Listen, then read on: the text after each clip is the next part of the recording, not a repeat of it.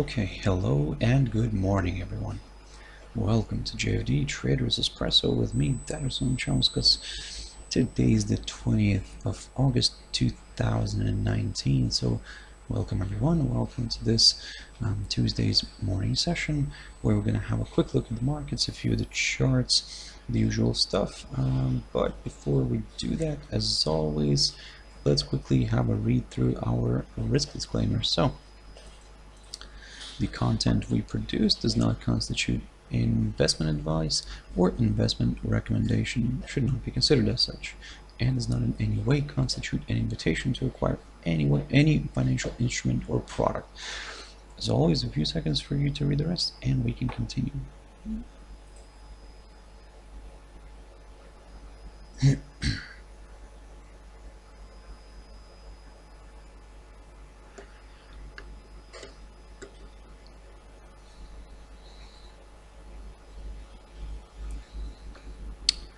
Okay, so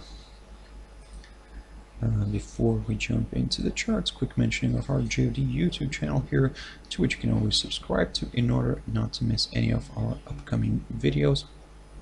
And of course our JFD Bank website, but specifically our JFD research page, which you can always check out on a daily basis, as we produce a lot of interesting technical analysis, fundamental analysis as well. So feel free to check us out here, guys, and I believe you can find something useful. But for now, let's jump into the charts. Now, the first one I want to touch on here is the DAX. Now, looking at the German index here, and I talked about this one last week, and basically, oh, I can see somebody's in the chat room. Good morning to you as well. So, right, but quickly to the DAX here. Basically, last week I talked about this one, and I was saying that as long as it kind of remains trading below this downside resistance line taken from the high of the 25th of July, we'll continue targeting the downside. But on Friday, we had a nice push here. It managed to break this downside line again. And on Monday, you see that the index opened with a nice huge gap. So the cash index was traveling higher. So it opened nicely above this level right here, the one that I was mentioning, the 11,650. From 47.50 around there, and of course it continued to travel a little bit higher. It had a nice positive close. And if we look at the cash index right now, so the pre-opening activity, let's have a look, and we are seeing that the index is, to be honest, is slightly above the yesterday's close, but around here. So in a way, there is a good possibility for this one to travel further up here, maybe even to test the 11,836-37 zone. I talked about this one previously because this is going to be our target. We're going to be very cautious around here because, of course, yes, if it breaks, then it could open the path towards these slightly higher levels. We could then maybe aim for the 200 EMA, but again, we'll be very careful around here because we could see a hold up, and we could see something like this happening where it could travel, it could get a hold up and maybe retrace back down again. So and if it does something like this, then it's going to be very interesting to see if it actually travels again lower, tests maybe the 11,550 zone, could be a possibility, because if this level holds, then of course I'm getting a little bit ahead of myself here, but if this holds, we could see maybe somewhat of a range here a little bit. But again, this is a bit of speculation. For now, the main thing is to watch the 11,837. If we get a nice pop above this, then we will be aiming for the 200 EMA, but if this level holds, then this could lead to a bit of a correction, maybe initially going, like I said, towards the 11,650, but then we could see maybe a test of this 11,550 level. So keep your eyes on this. For now, like I said, this is the scenario that I'm looking at. Let's see if it plays out, but like I said, we'll be very careful around here near this 11,837 levels. So keep your eyes on that one. Jumping into one of my favorite instruments here, and that's platinum. Now platinum is moving nicely here, and looking at the this kind of short-term picture here, you can see that it continues to drift higher, trading above this upside support line taken from the low of the 18th of June, and it's now back above its 200 EMA here, and to be honest, it's back above all of its EMAs here on the 4-hour chart. Now that said, don't of course this kind of increases this possibility of pushing further up here, but as you can see probably previously here, we were also above the all of these EMAs, but kind of the commodity quickly reversed and dropped to the downside. So that's why I don't kind of focus on this too much for now. Of course, this is just kind of an additional thing that kind of supports the idea of a possible move higher, at least in the short run. So initially we will be aiming higher here on this one, and we will be aiming towards the 867 level here. You can see that it well played out nicely here as a good area of resistance back in the beginning of August. So we will aim for that level again.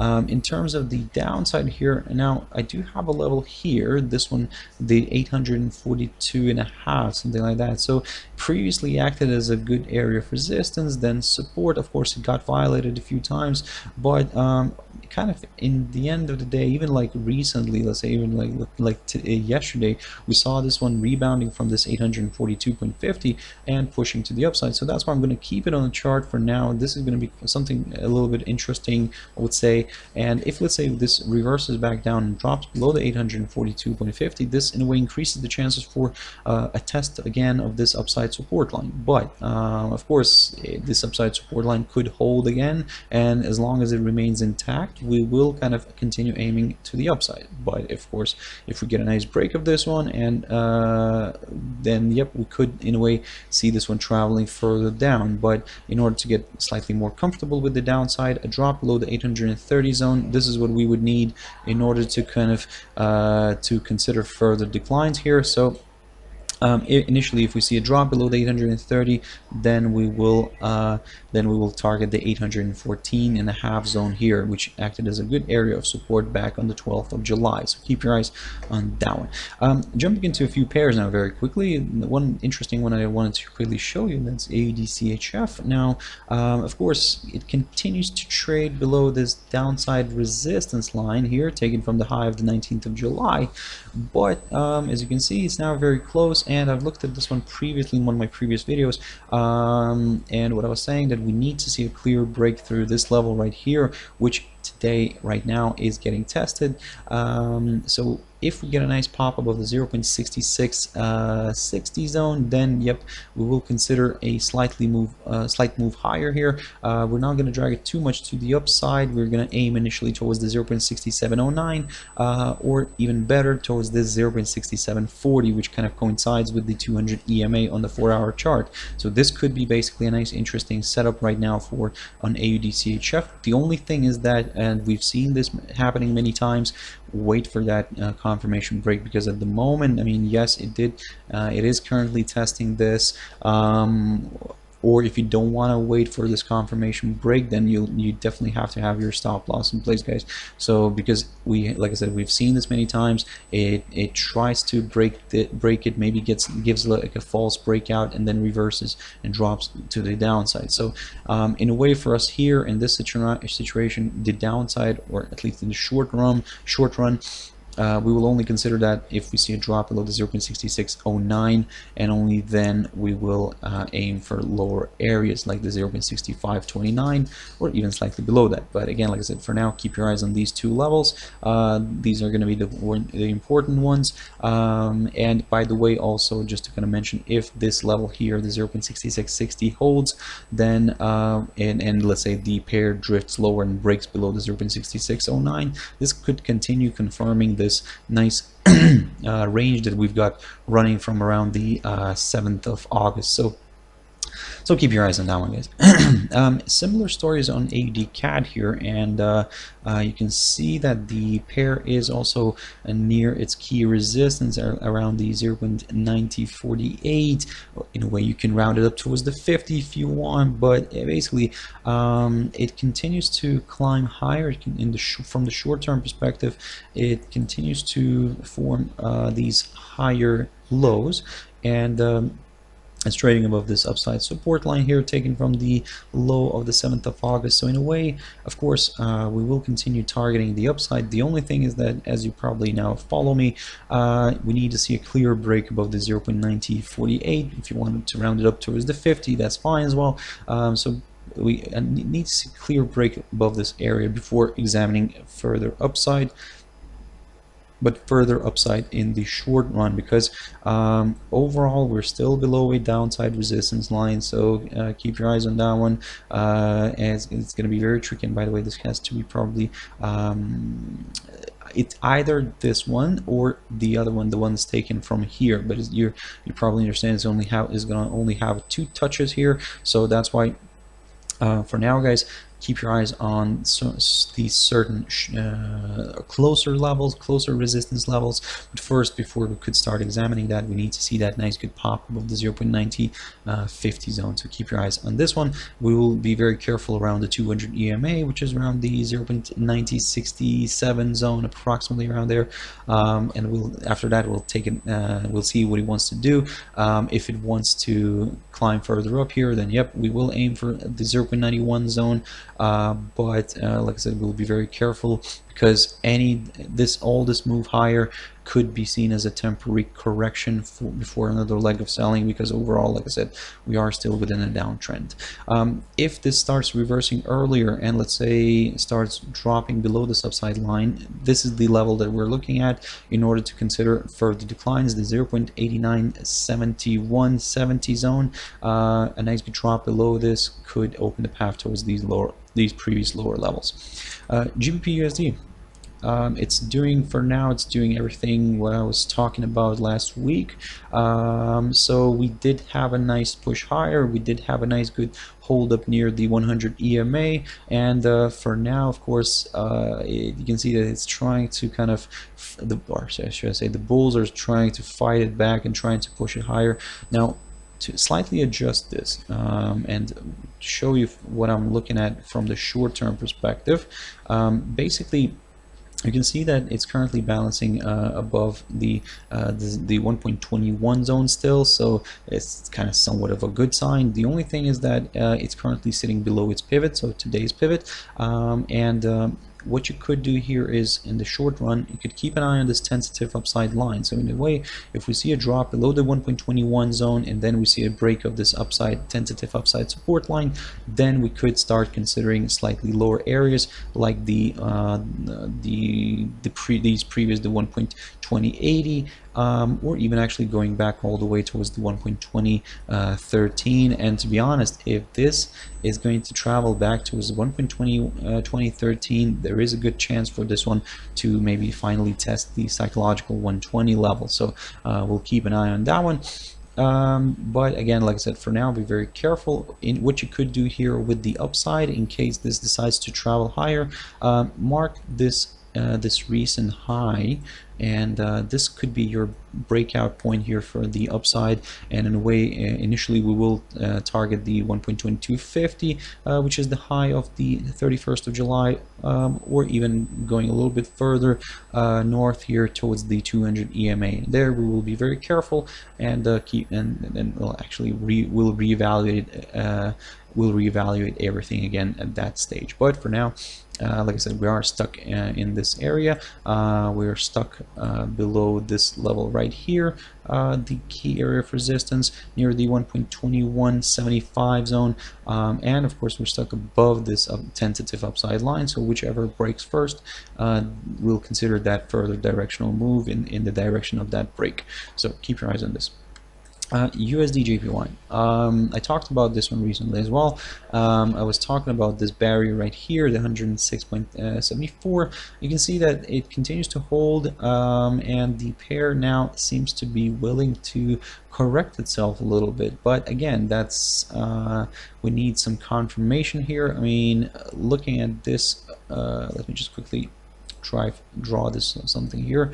So this is a bit of a weird tentative upside line here, and it's a bit of an ugly one, so I don't focus too much on it, guys. Just have it as a gauge, but you can see that it is trying to break it right now, and also already breaking it, and to be honest, if this slides lower but travels a little bit lower here, it could get a hold up around these the 50 and the 21 EMAs. But what you could do here is just to draw another good area of support. If you see a drop below the 106.14 zone, then yep, we will consider a possible slide towards these lower areas, and initially we will target the 105.50, but then after that we'll take it from there. We'll see what it wants to do. If it wants to travel further down, the next good target could be around the 105 zone.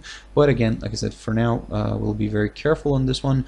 If this drops below the 106.14, then yep, we will consider further declines. In terms of the upside here, if this finally breaks this 106.75 zone, then well, we will consider a possible move initially towards the 200 EMA here near the 107.20 zone. But if that fails, then yep, further acceleration to the upside could be possible as well. And the last pair I wanted to quickly touch on, and I talked about this one recently as well, and to be more specific, yesterday I talked about this one having an basically trading still to the upside. So I was talking about this one yesterday in my morning video, and we were still around here. But what I was saying, that if this upside line continues to hold, basically, then we could see a nice good push higher. I mean, we saw that the pair never kind of reached this upside line. It reversed earlier and traveled back above the 1.3280, and then as you can see now, it kind of is sitting slightly above its pivot, so it's a good sign for today. But what's more interesting here, that yesterday we almost managed to reach the 1.3339 zone. Slightly above that, we do have that 1.3345 area that I talked about previously as well. So basically, in other words, if you want to look at something more near term, then wait for a clear break above the 1.3345. This way the pair would confirm a forthcoming higher high, and we could target areas like the 1.3387 or the 1.34 zone. So for now, like I said, guys, be very careful. Again, like I said, it is currently sitting slightly above its pivot, which is a good sign. If this decides to drop below the pivot, then we could see maybe another move lower here, maybe even actually another revisit of this upside support line. But again, like I said, be very careful. We'll be very cautious around here, and like I said, for us to get more excited with the upside, ideally we will wait for a push above the 1.3339, and just for that better confirmation above the 1.3345. So keep your eyes on down. And in terms of the downside here, now previously I looked at this 1.32 zone, but given that it's already climbed a little bit higher above this upside line, what I'm going to do here is I'm going to shift this area, this potential breakout point to the downside here towards the 1.3248, and this way, if we see a drop below this this support area, this would also of course automatically place the pair below the upside support line. So in a way, this could open the path towards these lower areas, and we could then target the 1.32 zone initially, or maybe even the 1.3172. So keep your eyes on these two barriers, guys. And let me just quickly mark this one for our future reference, just to kind of have it here on the chart.